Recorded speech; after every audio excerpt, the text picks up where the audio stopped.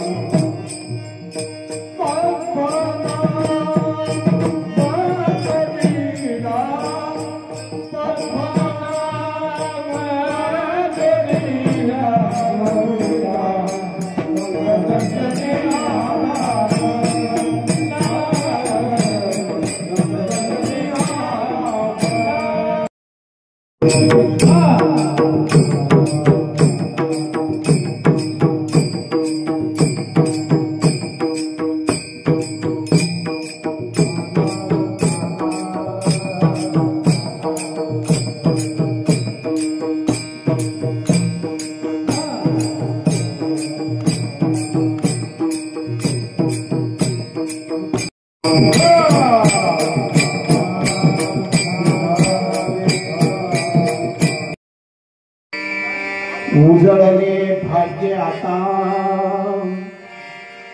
उजळले भाग्य आता, अवघे चिंता वाढली, संत दर्शने हा लाभ, पद्मनाभ जोडीला, संपुष्ट हे हृदय पेटी, संपुष्ट हे हृदय पेटी, करुणी पोटी साठवून, संत दर्शने हा लाभ, पद्मनाभ जोडीला, तुका म्हणे होता ठेवा, तुका म्हणे होता ठेवा, तो या भावा सापडला, संत दर्शने हा लाभ, पद्मनाभ जोडीला, पांडुरंग करू प्रथम नमन, पांडुरंग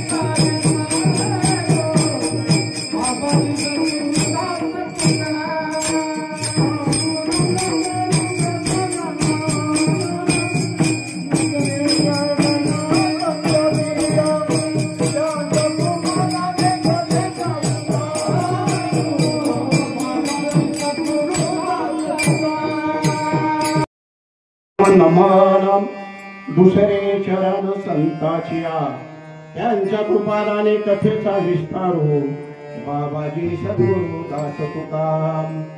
ओम नमो ज्ञानेश्वरा, ओम नमो ज्ञानेश्वरा, करुणाकरा दयाळा, तुमचा अनुग्रह लाभलो, पावन झालो चराचरी. मी कळा कुशरी काहीच नेने, मी कळा कुशरी काहीच नेने, बोलतो वचने अति भाविका.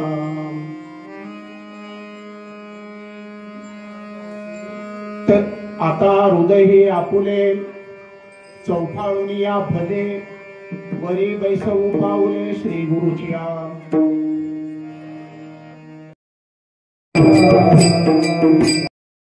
वंदू श्री चरण श्री गुरुचिया, ते नमस्कारोनी आता, उजळले भाग्य आता, अवघी चिंता वारली, विठ्ठला विठ्ठला.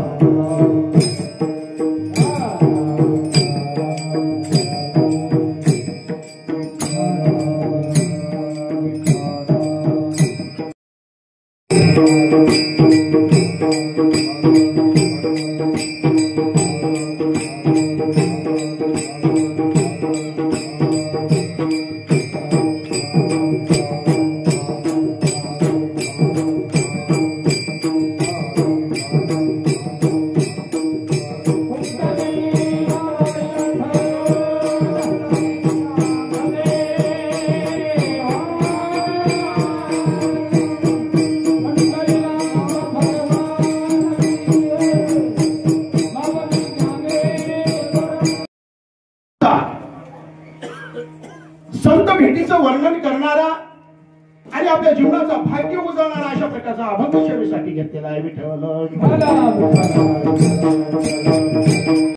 करण्यापूर्वी थोडासा परिहार. आज दिलीप या वास्तूची वास्तुशांती. आता नाव दिलीप आहे पण ती व्यक्तीच दिलदार होती. नाव दिलीप आहे पण व्यक्तीच दिलदार होती. पण एक दुर्भाग्य असं आहे ते आपल्यात राहिले नाही. म्हणून त्यांच्या चिरंजीवांना बंधूंना वाटलं आपण त्यांचं नाव द्यावं म्हणून ते दिलीप हे नाव त्या ठिकाणी दिलं. त्यांचे बंधू कीर्तिकुमार दोर्वे, त्यांचे 2 चिरंजीव नंदकुमार दोर्वे आणि शरद कुमार दोर्वे. दोर्वे परिवार एक सोज्वळ अशा प्रकारचं घराणं आहे. सांप्रदायिक आणि सोज्वळ. आणि म्हणून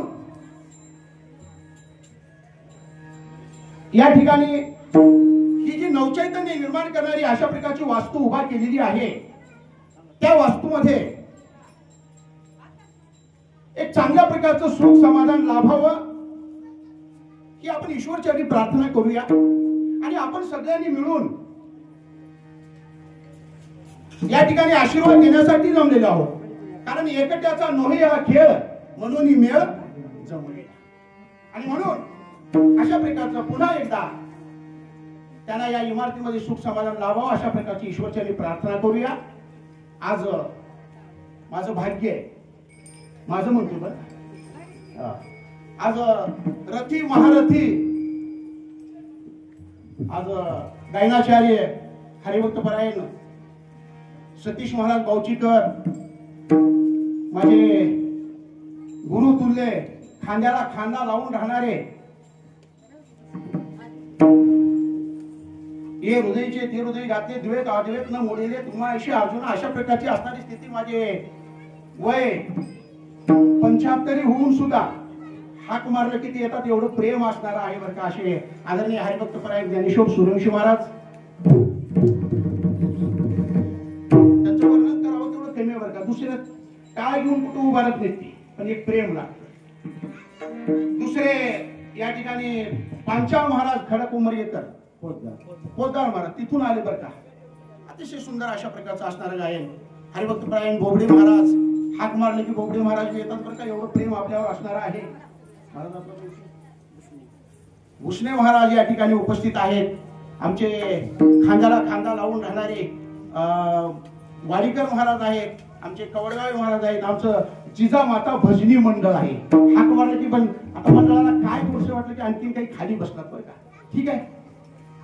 तर आम्ही जमलेली सगळे श्रोते मंडळी आणि माझ्या प्रत्येक कीर्तनाला म्हणा साथ द्यायला म्हणा आणि सुंदर अशा प्रकारची पेटी वादक या ठिकाणी हरिभक्त परायण व्यंकटराव महाराज हरेगावकर हे या ठिकाणी उपस्थित आहेत. आमचे मृदंगाचार्य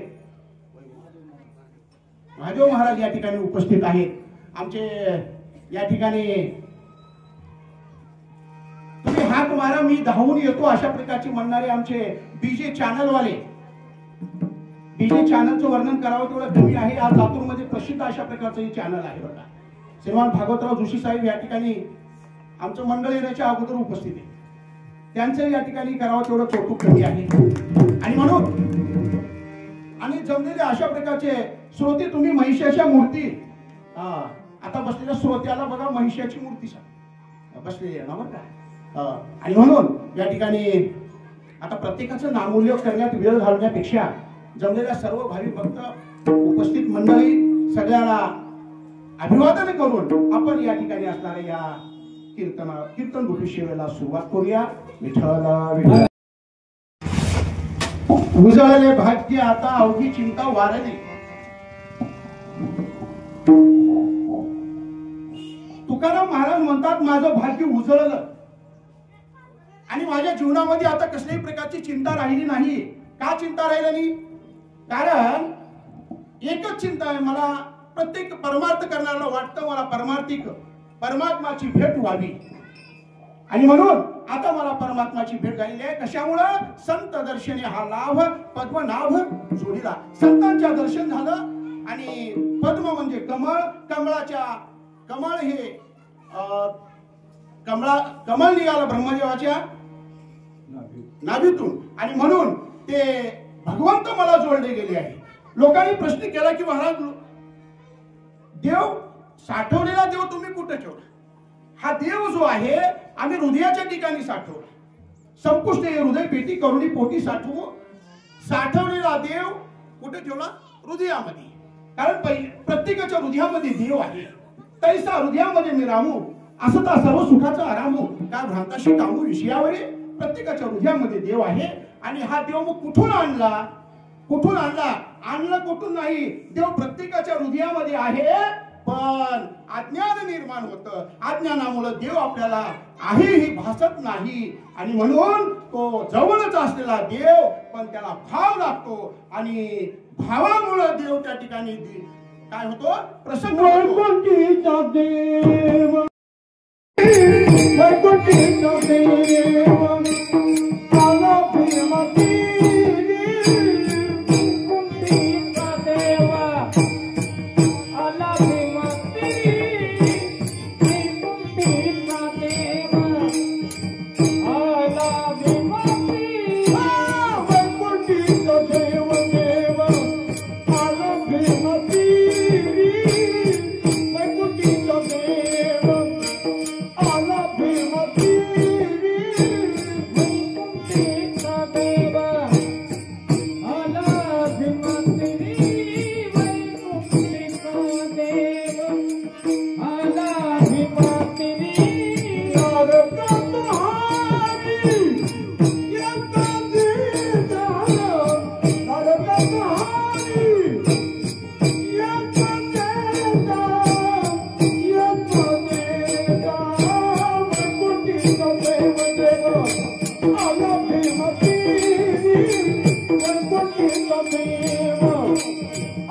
भीमती.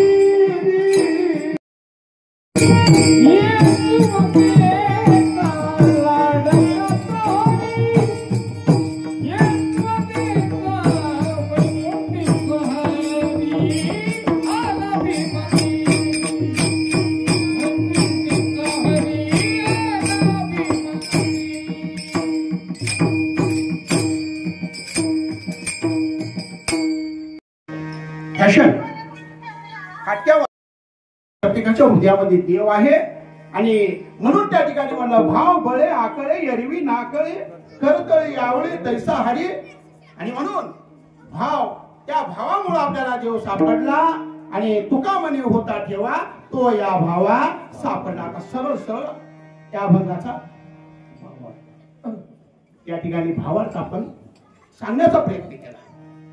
ऐका, जीवनामध्ये माणसाला 3 गोष्टीची अत्यंत गरज आहे: अन्न, वस्त्र आणि निवारा. अन्न प्रत्येकाला लागतं.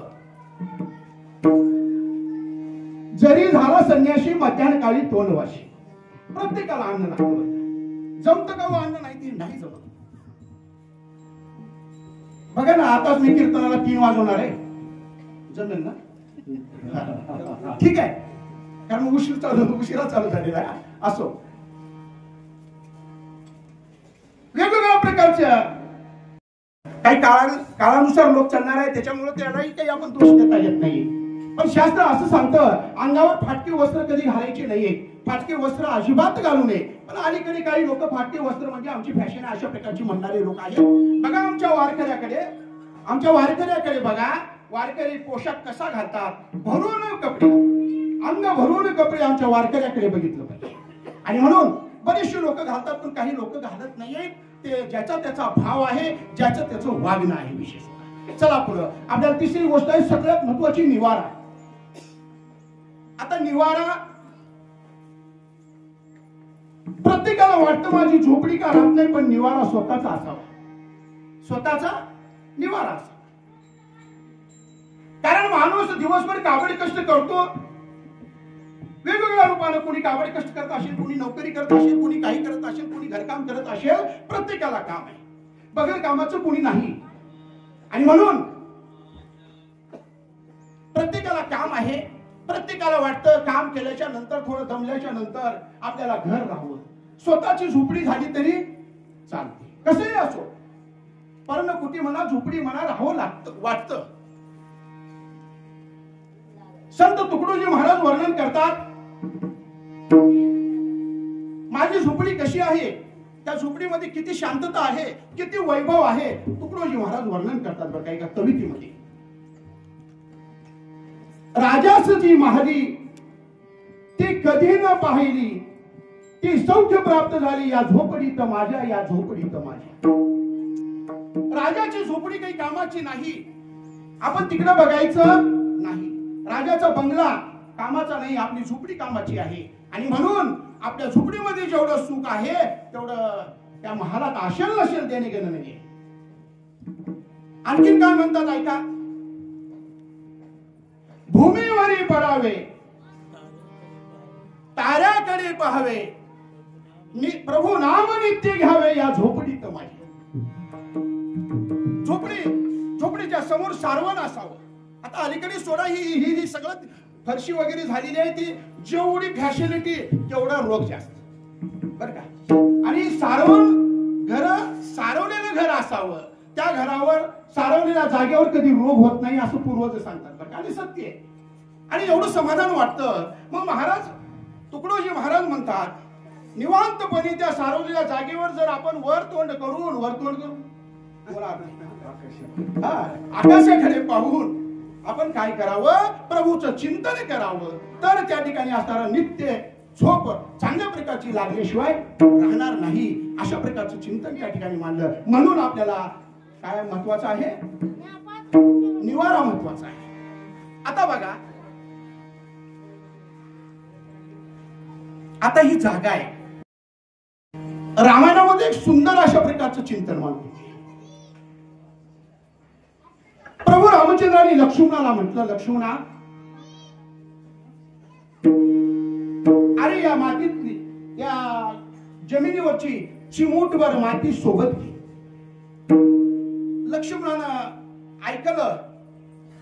एक झाडाचं पान घेतलं, त्या झाडाच्या पानामध्ये मातीची किती माती घेतली, चिमूटभर माती घेतली, तिची पुरचुंडी केली आणि वल्कल्याला खवली बाबा. पुढे प्रभू रामचंद्र सीता माता जात आहेत, पाठीमागे लक्ष्मणजी जाऊ लागलेले आहेत. पण व ती माती खवायला उशीर, बुद्धी भ्रमिष्ट झाली. कुणाची लक्ष्मणाची बुद्धी भ्रमिष्ट झाली. काही समजे नसतं, विचार करू लागला, काय वेळ आली बाबा, वनवास त्याला. कुणाला? वनवास त्याला. आणि हैराणी आम्हाला, आणि वेडासारखा जीव झाला. म्हणलं घरदार बायको लेकरं सोडून आलो, काय माझं वेळ असेल, कशामुळं मला मी आला असेल बाबा याच्या संग. कोण म्हणू लागलं, लक्ष्मण. एवढं वाटेमध्ये एक नदी लागली, आंघोळ करण्याचा प्रसंग आला. वल्कली काढून त्या कडेला ठेवले आणि आंघोळ करण्यासाठी लक्ष्मणजी मध्ये गेले पाण्यामध्ये. अहो मध्ये प्रवेश करायला उशीर, ती मातीची पुडी बाजूला काढून ठेवायला उशीर. काय विचार सुंदर, काय माझं नशीब असेल, प्रभूच्या सीता मातेच्या सोबत आज मला जायला मिळालं भेट. काय सुंदर अशा प्रकारचं माझं नशीब असेल. ऐका, कशामुळं 2 मिनिटापूर्वी अशा प्रकारचा विचार आणि 2 मिनिटाच्या नंतर अशा प्रकारचा विचार. कशाचा परिणाम आहे, त्या मातीचा. ऐका, मग स्नान झाली आणि प्रभू रामचंद्राला लक्ष्मणानं म्हणलं, दादा कशामुळे किंवा मी तुमच्या नावानं एवढे खडे फोडलो, तुमच्या नावाला मी एवढं दोष दिलो. मी दुसऱ्या कुणाला दोष दिला नाही, तुम्हालाच दोष दिलो. काय झालं लक्ष्मणा? म्हणलं ज्यावेळेस मी मातीची पुडी सोबत घेतलो त्यावेळेस माझी बुद्धी भ्रमिष्ट झाली होती आणि विचार सगळे वाईट येत होते. आणि ज्यावेळेस मी आंघोळ केलो, ती पुडी बाजूला काढून ठेवून, तर मला चांगले विचार आले. काय भानगड आहे? स्मित हास्य केलं प्रभू रामचंद्र. आणि प्रभूनं सांगितलं, लक्ष्मणा अरे सगळा प्रताप त्या मातीचा आहे. ती चिमूटभर माती होती ना, त्या मातीचा प्रताप आहे.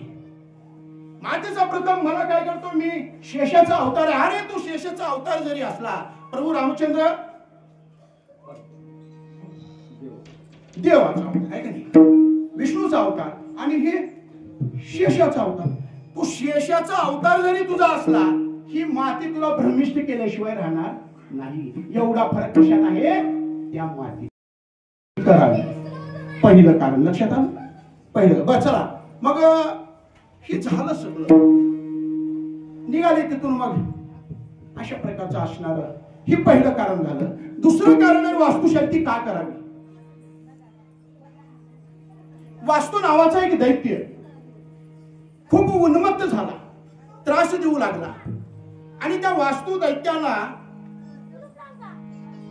चिंतन करत करत असताना ब्रह्मदेव त्याला प्रसन्न झाले.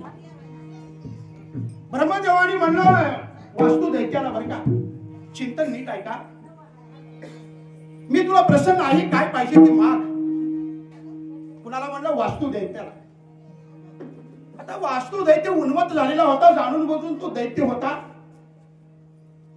म्हणला तुम्ही मला काय देणार आहो याची वाट बघण्यापेक्षा मलाही भरपूर अशा प्रकारचं ज्ञान आहे, तुम्हीच काय, तुम्हालाच काय पाहिजे ती मला मागा. कोण म्हटलं, वास्तू दैत्य. अरे बघ बाबा, विनाशकाली विपरीत बुद्धी करून घेऊ नको, बघ विचार कर, मी प्रसन्न आहे, तुला काय पाहिजे ते माग. नाही नाही, मला तुम्हीच मागा. ठीक आहे, आता मागू का, हो मागा, वचन घेतलं, मागू का, मागा. म्हणलं तुझ्या शरीरावर मला 100 यज्ञ करायचे. कुणाच्या, वास्तू. वास्तू नावाच्या दैत्याच्या शरीरावर मला 100 यज्ञ करायचे आहेत. आता 100 यज्ञ केल्यावर तो वाचेल का, तरी पण केलं बाबा, 100 यज्ञ केले. आता हा मरणार, आता हा मरणार. तेवढ्यामध्ये प्रभूनं म्हटलं, ब्रह्मदेवानी म्हटलं, अरे बाबा, मी तुला मागितलं, मी ती मागणी पूर्ण केली, आता तुला काय पाहिजे ती माग. वास्तू दैत्यानं सांगितलं, प्रभू मी ज्या ज्या घरात जाईन त्या त्या घरामध्ये माझी शांती केली तर ठीक आहे, नसता मी त्या घरच्याला सुख लागू देणार.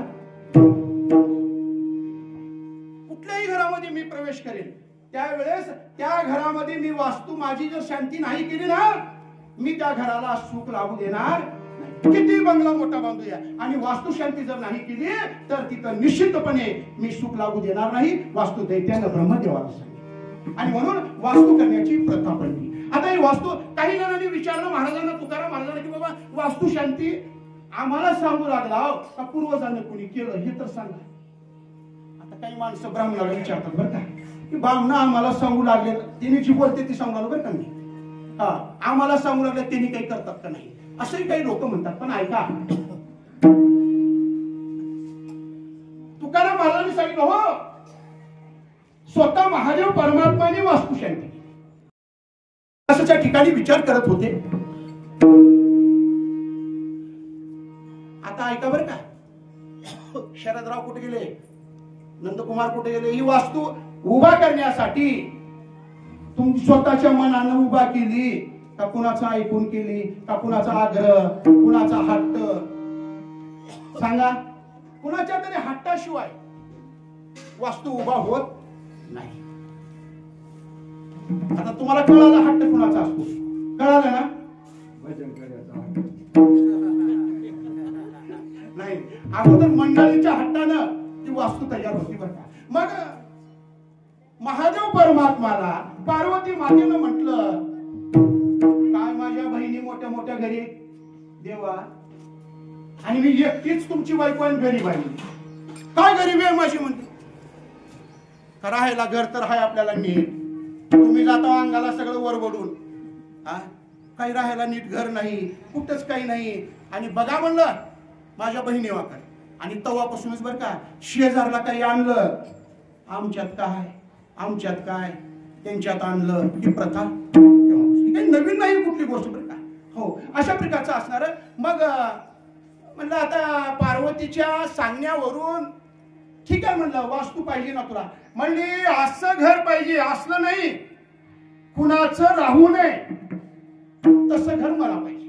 आता हट्ट तर का कमी आहे का हो? कुणाचं राहून असलं घर तसं घर मला पाहिजे. ठीक आहे म्हणलं. महादेव परमात्माने विश्वकर्म्याला बोलावलं आणि विश्वकर्म्याला बोलावून सुंदर अशा प्रकारची नगरी तयार केली. सुंदर सुंदर अशा प्रकारचा बंगला तयार केला. पार्वती आता घर झालंय. पार्वतीनं म्हणलं चला ना राहायला जाऊ. पार्वती घरात शांती केल्याशिवाय आपण घरात प्रवेश करायचा नसतो. कोण म्हणतं? महादेव परमात्माने पार्वती माते. ठीक आहे तुमच्या म्हणण्याप्रमाणे. आता महादेवाच्या घराची वास्तू करण्यासाठी ब्राह्मण काही असं तसा लागतो. त्याच्या अगोदर आता या घराची वास्तुशांती काल झाली बरं का. काल कशामुळे झाली त्याची कारणही मी थोडक्यात सांगतो बरं का. काल कशामुळे केले किंवा वास्तुशांतीचं जेवण काही जणांना जमत नाही. पहिल्या दिवशी शांती करून घ्यावं आणि दुसऱ्या दिवशी जेवायला मोकळी. आता न जेवणाऱ्यांनी मनातलं काढून टाकायचं. लक्षात आलं ना. मी कारण एका मिनिटात सांगतो. हा मग ही वास्तू झाली. या वास्तूचं पूजा झाली. ब्राह्मण देवतेला काल पूजा मंत्रोच्चाराने पूजा केली. वास्तू देवतेची पूजा आग्नेय दिशेला एका कोपऱ्यामध्ये त्या देवतेला पुरलं जातं आणि त्याची पूजा करून ती वास्तू केली जाते. तसं मग पार्वती मातेनं म्हटलं ठीक आहे करा वास्तू. आता ब्राह्मण काही साधा लागेल का? महादेवाच्या घराची पूजा साधा ब्राह्मण जमेल का? आता तो ब्राह्मण कोण होता, ती वास्तू काय होती, आपल्याला ते ऐकायचे चिंतन. मग ठीक आहे म्हणलं. शोध घेतला ब्राह्मणाचा आणि एक ब्राह्मण मिळाला. बाबा एक ब्राह्मण मिळाला.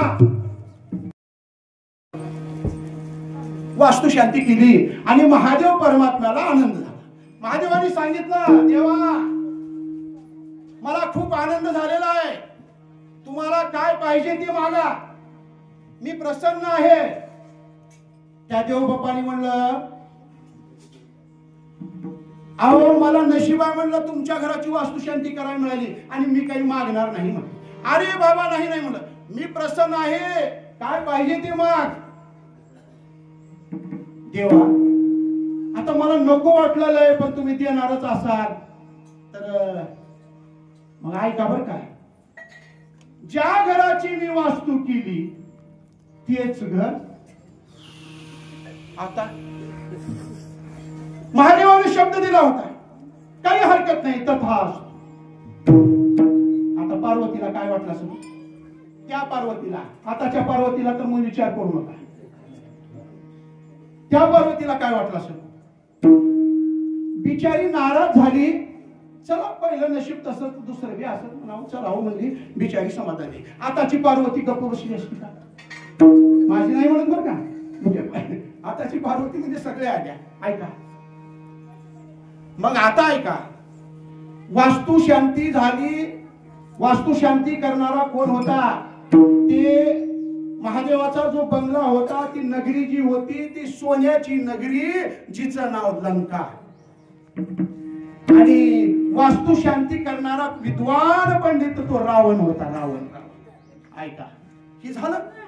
मग लंका ही नाव झालं. पुन्हा त्या लंकेचं नाव श्रीलंका पडलं. कशामुळे तीही चिंतन आहे का.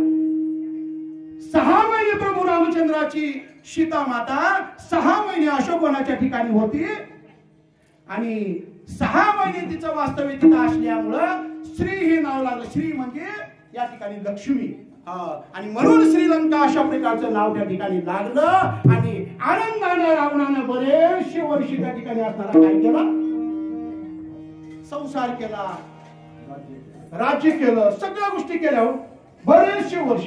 म्हणून घराची काय करावं लागतं?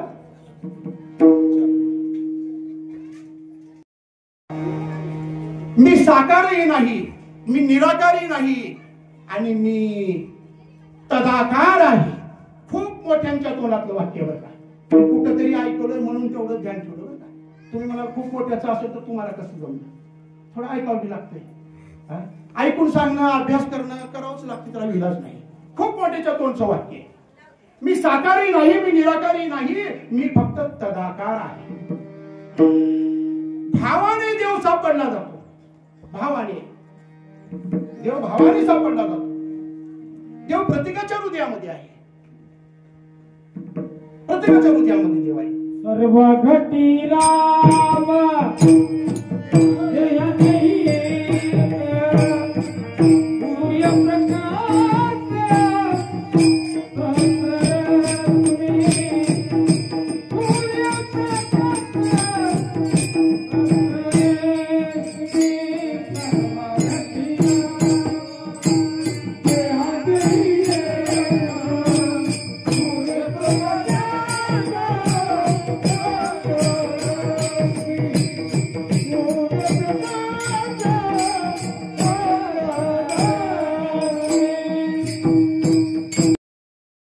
भरून उरलेला आहे. ऐका, मी बोलतोय माझ्या हृदयाच्या ठिकाणी देव आहे म्हणून मी बोलतोय. तुमच्या हृदयाच्या ठिकाणी देव आहे म्हणून तुम्ही ऐकताय. माझ्या हृदयातला देव निघून गेला की माझं बोलणं बंद, आणि तुमच्या हृदयातला गेला की तुमचं ऐकणं बंद. कोणी म्हणलं देव आहे तर देव कुठं आहे तुम्ही बघितलं का? ज्याने देव कुठं आहे म्हटलं, देव पाहिला काय जर कोणी म्हटलं, त्याला एकच म्हणायचं, कोरोना आहे का? कोरोना आहे का? आहे का कोरोना? नाही. कोरोना आहे, फक्त दिसला नाही. मग आहे का? आहे. दिसला का? नाही. मग नाही का? मग असं सोडू देऊ का? नको ना. हा, कोरोना आहे पण तो दिसला नाही. तसा देव आहे पण तो कुणाला दिसत नाही. अरे एक व्हायरस, कोरोना नावाचं व्हायरस माणसं मारू शकतं, त्याच माणसाला न दिसणारा देव वाचवू शकतो, याच्याशिवाय दुसरं काय? न दिसणारा देव कोरोनापासून माणूस वाचू शकतो. मग तो देव आहे का? नाही आहे. देव आहे मग दिसत का नाही? देव दिसण्यासाठी आपल्याला दृष्टी लागते. दृष्टी लागते. तुम्ही म्हणाल मोठे मोठे डोळे आहेत आम्हाला, विषय ती दृष्टी नाही. अंतःकरणातून भाव, श्रद्धा, दृष्टी हे सगळं लागतं बरं. आणि म्हणून मग ती दृष्टी निर्माण होण्यासाठी आपण काय केलं पाहिजे? संतांच्या वचनावर भाव ठेवला पाहिजे, संतावर विश्वास ठेवला पाहिजे, तर त्या ठिकाणी असणारी ती दृष्टी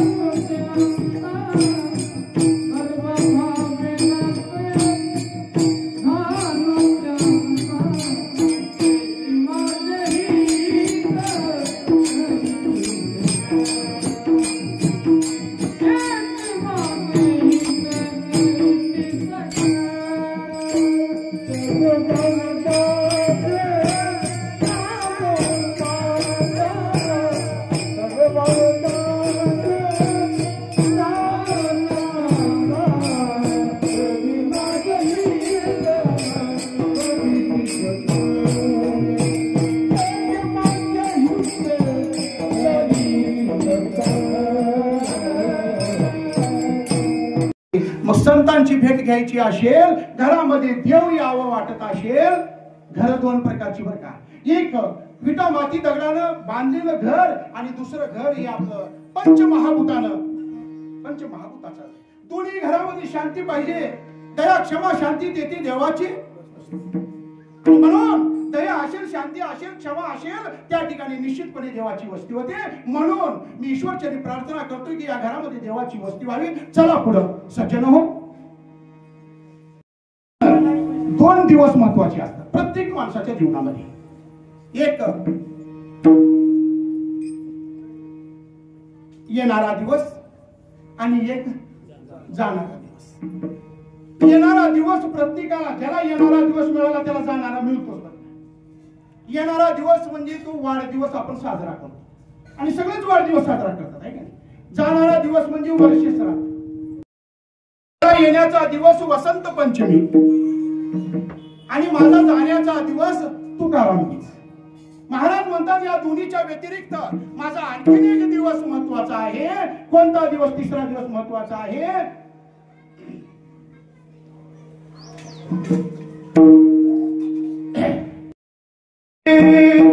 पावनी गुरुवार माघ शुद्ध दशमी. पावनी गुरुवार माघ शुद्ध दशमी. पावनी गुरुवार माघ शुद्ध दशमी.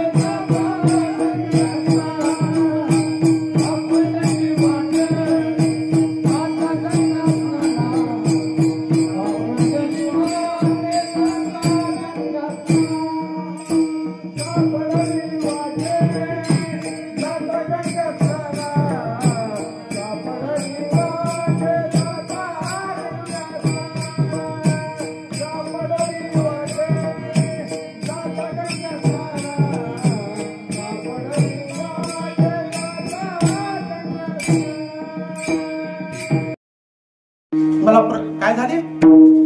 सद्गुरु स्वप्नात आले आणि स्वप्नात येऊन काय सांगितलं? बाबाजी आपुले सांगितले नाम न मंत्र दिला राम कृष्ण हरी. राम कृष्ण हरी म्हणा. मंत्र हा सोपा आणि हा रामकृष्ण हरी मंत्र कोण दिला? माझ्या सद्गुरूनं दिला. आणि स्वप्नात आलं, सद्गुरूंनी मंत्र दिला आणि मला काय मागितलं? भोजना मागती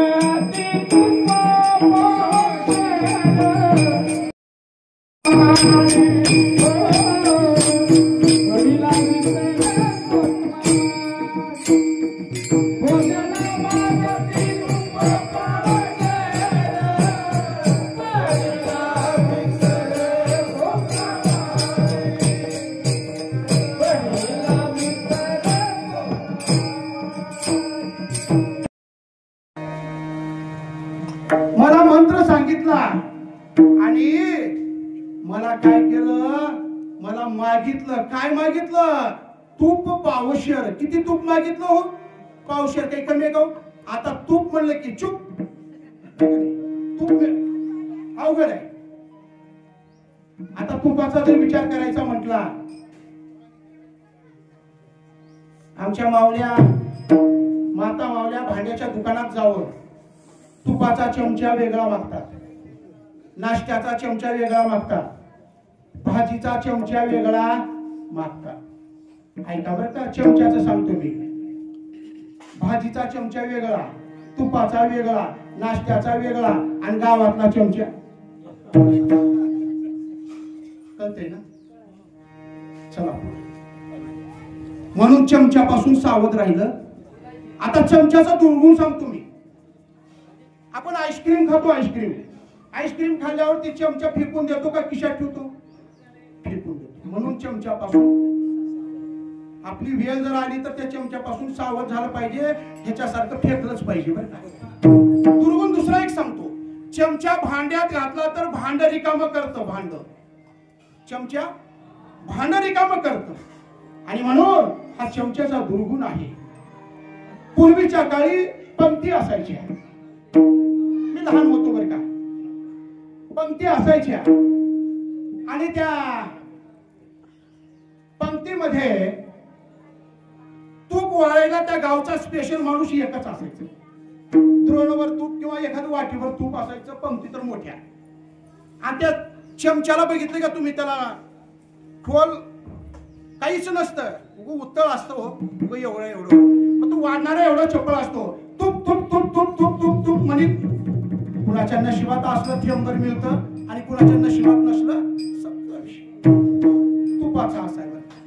आणि म्हणून जसं पंक्तीमध्ये गावात तूप वाढणारा माणूस एक असतो, सप्त्यामध्ये तसं पाकिट भरणारा एक. बरोबर आहे. माणूस एक, एकाचा चौथा हिस्सा त्याला पावशेर म्हणतात. तसं अध्यात्माच्या दृष्टीनं अंतकरण चतुष्टी सांगितली, मन बुद्धी चित्त आणि अहंकार. जसं जीवनामध्ये संसारामध्ये तूप सार आहे, तशा प्रकारचं चित्त लागतं. बरं का, माणसाला चित्त लागतं, शरीरामध्ये पित्त लागतं, परमार्थामध्ये चित्त लागतं आणि संसारामध्ये वित्त लागतं. वित्त, तीन गोष्टी सगळ्यात महत्वाची. पित्त नाही ते शरीर नाही, वित्त नाही ते संसार नाही, आणि चित्त नाही ते परमार्थ नाही. चित्त नाही ती परमार्थामध्ये लागतं ते. मग त्या ठिकाणी असणार महाराज वर्णन करतात, काय माझं नशीब आहे. माघ शुद्ध दशमी गुरुवारच्या दिवशी माझे सद्गुरू स्वप्नात आले, मला बाबाजी नाव सांगितले आणि मला काय मागितलं, तूप पावशेर मागितलं. आणि त्यांनी मला काय केलं, माझं चित्त हरण केलं. मला आनंद वाटला, माझं भाग्य उजळलं.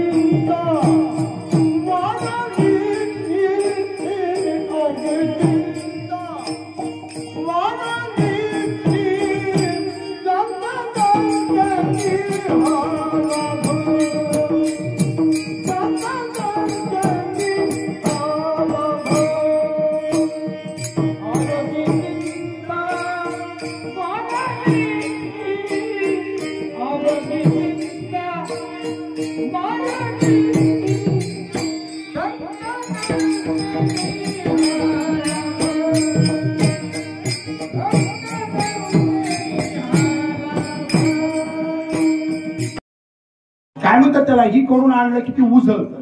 तसं प्रत्येक गोष्टी उजळलं की ती भाग्य उदयाला आलं. आता उजळणं कशाला म्हणायचं, एखादा बंगला तयार झाला भाग्य उजळ, पैसा भरपूर आला भाग्य उजळ. हे इकडचं झालं. एखाद्याने कीर्तन संपल्यावर, एखाद्याने कीर्तन संपलं आणि चांगला चप्पल जर घेऊन गेला, घरी गेला, चप्पल हातात धरणं, उजळले भाग्य. आता चप्पल घेण्याची मिटली चिंता, याला भाग्य. विचार करा, कीर्तनाला येऊन जर चप्पल कोणी नेत असेल त्याच्यासारखं दुर्भाग्य होतच नाही. एखाद्याचे पैसे आपण देणं आहात, 1,00,000-2 लाख रुपये आहात आणि त्याला बुडवलो, घरी गेल्यावर आनंद वाटला, उजळले भाग्य, आता देण्याची चिंता जमेल का, नाही. आणि म्हणून याला भाग्य उजळलं म्हणतात का. भाग्य कुणाला उजळलं म्हणावं. निकट वास बरा संतापाई, निकट वास बरा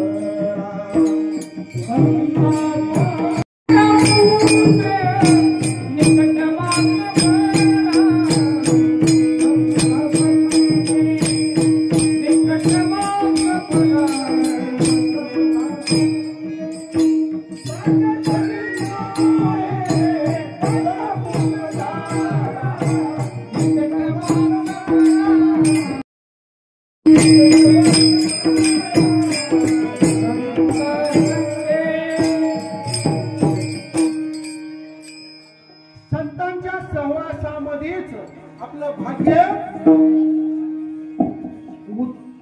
उदयाला येतं, उजळत, अन्यथा इतरत्र कुठेही समाधान माणसाला नाही. भाग्य इकडे इकडे भाग्य आहे असं कधीच.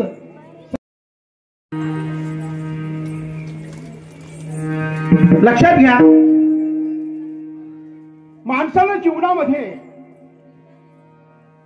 वावरत असताना मी सांगून गेलो, नैतिकतेनं वागावं, परमार्थ निकीचा करावा. माशी चोकून टाकतो का माशी तसंच फेकतो. आमच्या माऊल्या काय करतात, तुपातली माशी काढायचं, बाहेर फेकायचं, पाणी असं असं पाणी करायचं, बस झालं फिल्टर. मग तूप फिल्टर करता, मग चहा का फिल्टर करत नाही, कारण तुपाची किंमत जास्त आहे, चहाची किंमत कमी आहे. माणसाचं तसंच आहे, माणसाचं सुद्धा तसंच आहे. आपण माणसं काय करतात, माणसं काम असलं की जवळ येतात, काम नसलं की जातात, नव्हे आपल्याच माणसाचा पाय धरून वळतात. ही माणसाची रीत आहे. आणि म्हणून वागत असताना आपण काय साधे किसमी किस गलबला. तुकाराम महाराजाला लोकांनी नाव ठेवलं, पागल आहे म्हणले, पण नीट आहे का, तुकाराम महाराजाला पागल आहे म्हणले, पण महाराजाला त्याचा काही परिणाम झाला ही विशेष आहे. पागल म्हणणं विशेष नाही, माणसानं नाव ठेवणं विशेष नाही, माणसानं त्रास देणं विशेष नाही, पण माणसावर परिणाम न होऊ देणं हे विशेष आहे. कोणी निंदा कोणी वंदा, आम्हा कोहिना दंगा, आम्हा कोहिना दंगा, आम्हा कोहिना दंगा. कोणी निंदा कोणी वंदा, आम्हा कोहिना दंगा, आम्हा कोहिना दंगा, आम्हा कोहिना दंगा. आपल्याला कुणीतरी काहीतरी म्हणलं, काहीतरी झालं, कोणी बुडवलं, कोणी काहीतरी केलं, आपण नाराज जर झालो तर आपली प्रगती खुंटते बाबा. आणि म्हणून विश्वास भगवंतावर ठेवावा. चरणासंगी हाची धंदा धंदा, हाची धंदा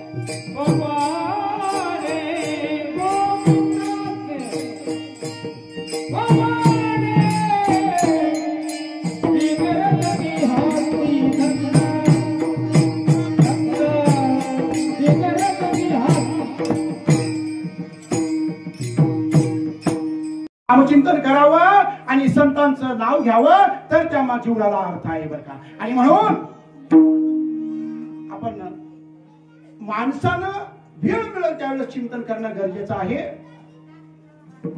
म्हणून जाता जाता एक सांगतो,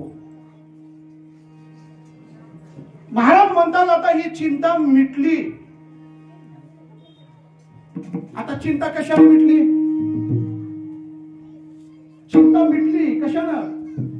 आता जीवनामध्ये प्रत्येक गोष्टीची चिंता आहे, माणसाला प्रत्येक गोष्टीची चिंता आहे. चिंता नाही ते असा दिवस आहे का नाही. एखाद्या राजाला विचारा, तुला चिंता आहे का बाबा, राजा म्हणेल होच. देवाचा राजा इंद्र देवतेला विचारा चिंता आहे, महाराष्ट्राच्या देवेंद्रला विचारा चिंता आहे. काय म्हटलं मी, महाराष्ट्राच्या देवेंद्रला विचारा चिंता आहे.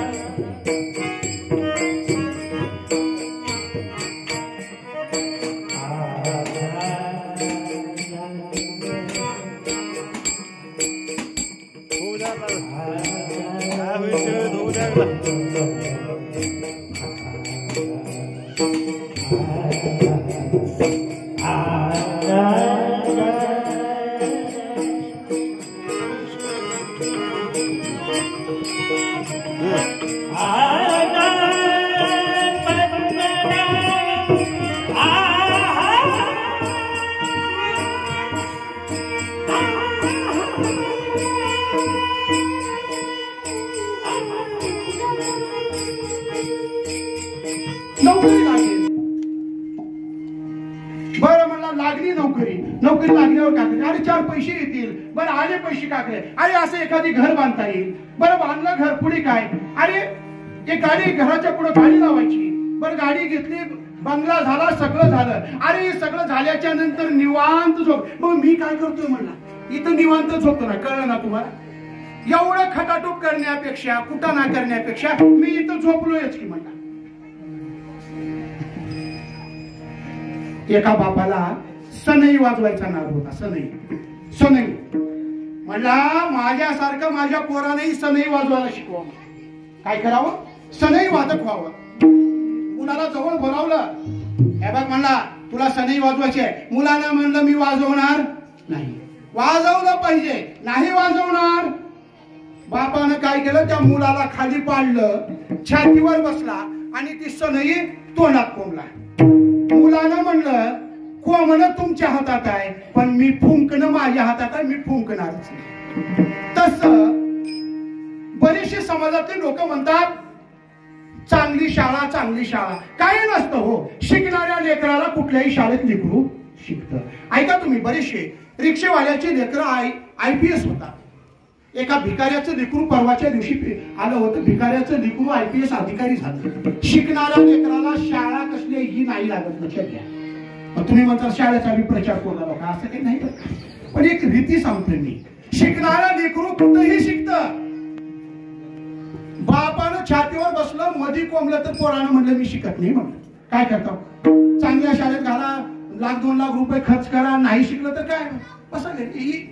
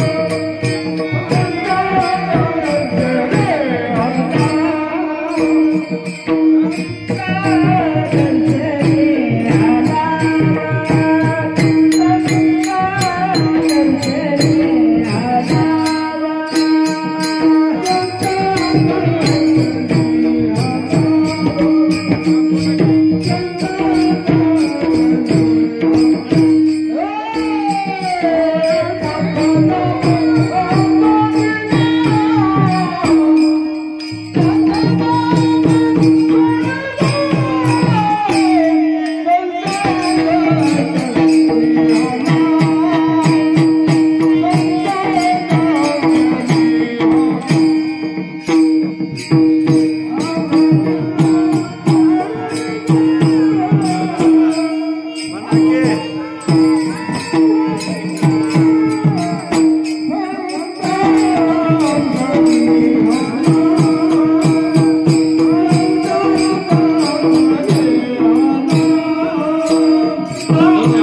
लागतं, देवाला आळवावं लागतं, देव नक्की भेटतो.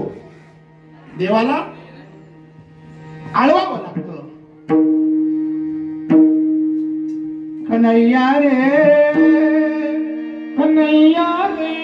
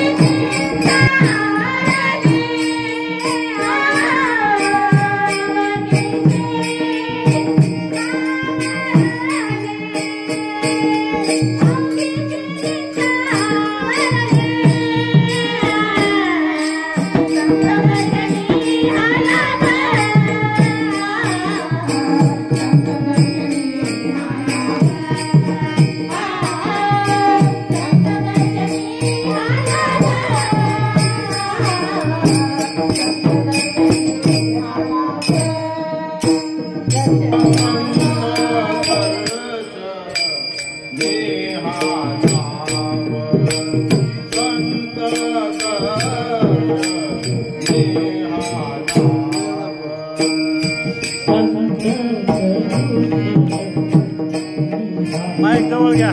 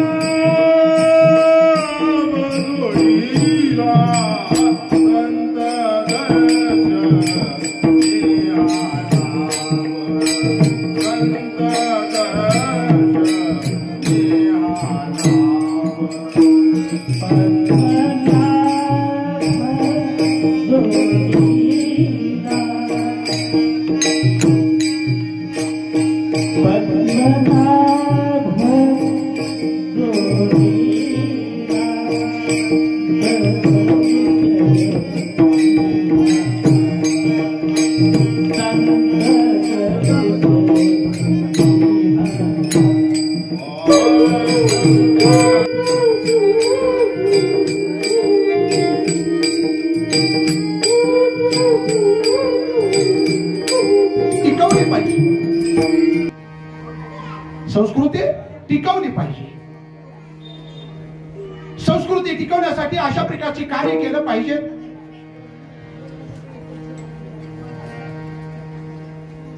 असे कीर्तन भजन वगैरे हे कार्यक्रम सदोदित त्या ठिकाणी करणं गरजेचं आहे, तर ती संस्कृती टिकून राहील. माणसाने माणसाशी माणसाप्रमाणे वागावं ही संस्कृती. आणि म्हणून या ठिकाणी सुंदर अशा प्रकारचा ह्या पुन्हा एकदा आपण काय करूया, या वास्तूमध्ये राहणाऱ्या घरमालकाला सगळ्यालाच पांडुरंगाने चांगल्या प्रकारचं चांगली भेट द्यावी. सदोदित चांगलं घरामध्ये वातावरण असावं, शांतता असावी, अशा प्रकारची प्रार्थना करूया. आणि या प्रसंगी मला एक थोडस या परिवाराचं एक सात्विक परिवार आहे, दोर्वे परिवार म्हणजे आज भजन करतात, सुनंदाताई असतील, सुरेखाताई असतील, पण या घराण्यातल्या एक नातेवाईकांचं त्यांना आपण विनम्र अभिवादन करणे गरजेचं आहे. मोतीनगरला दुहेसर नावाची गुरुजी यांचे नातेवाईक एक सोजिवळ माणूस, एक सोजिवळ व्यक्तिमत्व त्या माणसांचं. आम्ही बरेच दिवसापासून पाहिलं, मला वाटतं त्यांची 2 मासिक झाली, ते आपल्यातून गेले, पण त्यांनाही एक विनम्र अभिवादन करणं आपण गरजेचं आहे. सदोदित नामचिंतनामध्ये असणार त्या व्यक्तीला पाहिलं की मला एक आठवतं, माऊलींची एक ओवी, जैसे साचानी मोवाळ मिथिले परी रसाळ, शब्द जैसे कल्लोळ अमृताचे, अशा प्रकारचं असणारं व्यक्तिमत्व त्या माणसांचं होतं बरं का. नोकरी करत करत, नोकरी करत करत, आणि जो निकीनं नोकरी करतो, जो निकीनं परमार्थ करतो, त्याला भगवान परमात्मा साथ देतो बरं का. आलेले अनुभव आहे. कोरोनाच्या काळामध्ये कोरोनापासून त्यांनाही वाचवलं आणि मलाही वाचवलं. विशेष 52 कशी सोनं जशा प्रकारचं निघून जातं ना, तशा प्रकारची अवस्था. मग तुम्ही म्हणाल की वारली की वजर सांगतोय, अवघ्या अर्ध्या तासामध्ये आपल्याला सेवेला पूर्णविराम द्यायची. बरोबर 1 वाजता बंद करायचं होतं, पण 15 मिनिट वाढतील, कारण उशिरा चालू झालेला आहे. मला खालून बसलेल्याची जोपर्यंत चुळबुळ दिसत नाही तोपर्यंत कीर्तन चालू आहे. कसं लगेच चालू करताल बरं का, अर्धा तास असो. एक दगड देवळात जातो, मंदिरात जातो देव होतो. ऐका, दगड मंदिरात जातो देव होतो, पण आम्ही दररोज मंदिरात जातो, पण एक चांगला माणूस होत नाही. एक खंत आहे.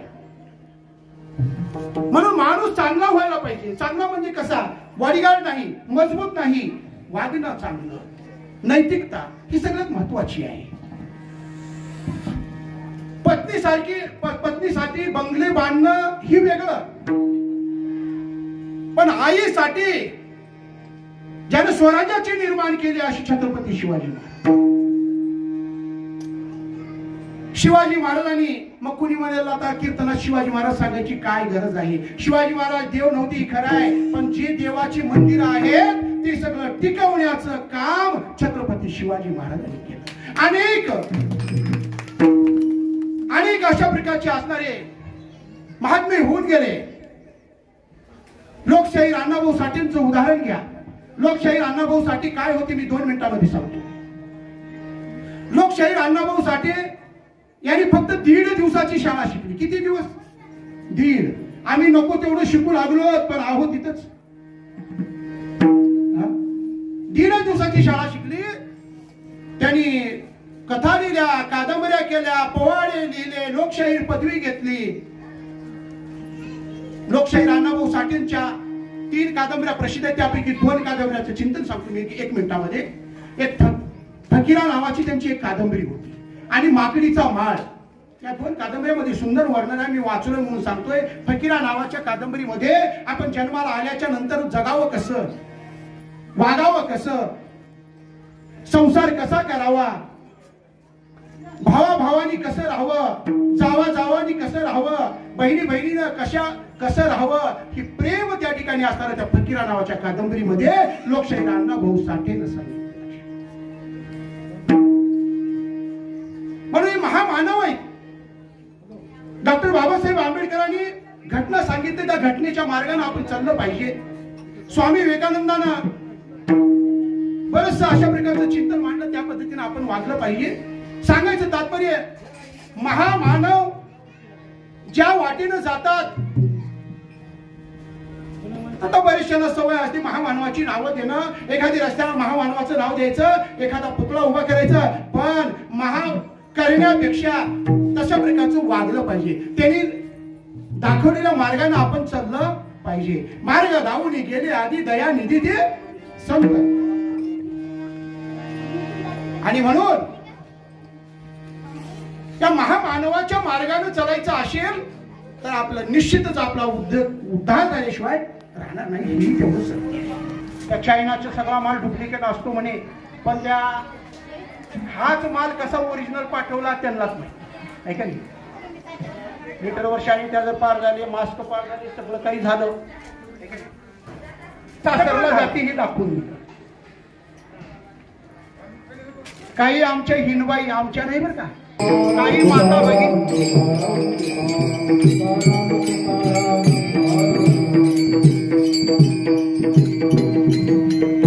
पांडुरंगाच्या चरणी, माऊलींच्या चरणी तुम्हा सर्व संत महात्म्यांच्या चरणी माझी समर्थ सद्गुरू औषधर महाराजांच्या चरणी सेवा समर्पित करून सेवेला पूर्ण विराम चालू होईल शेवटची आणि त्यानंतर आरती होईल त्यानंतर भोजन होईल.